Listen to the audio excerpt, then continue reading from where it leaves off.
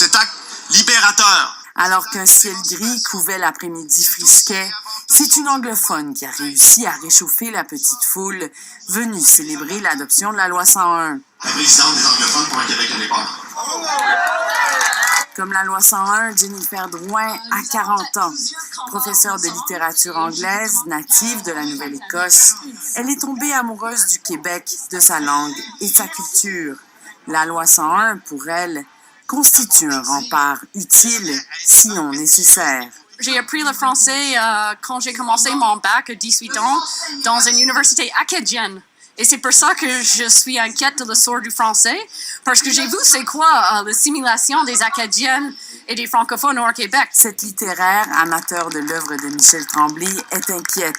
On est rendu à 50% des francophones qui habitent Montréal, et donc c'est très difficile de vivre et de parler en français à Montréal. Moi, en tant qu'anglophone, j'ai vraiment de la misère à essayer de vivre ma vie en français parce que tout le monde me répond en anglais tout le temps. La charte aura pour but d'abolir une partie des privilèges de la minorité anglophone, notamment le libre choix de la langue d'enseignement. Selon la présidente des anglophones pour l'indépendance, il ne faut pas s'asseoir sur les lauriers de la loi 101.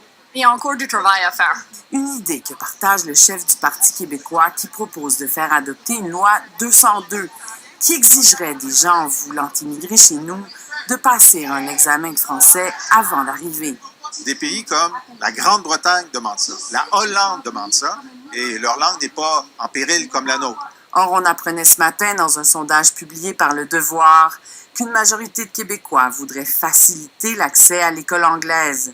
L'intérêt pour la défense de la langue se serait-il émoussé avec le sentiment de sécurité qu'a procuré la loi 101?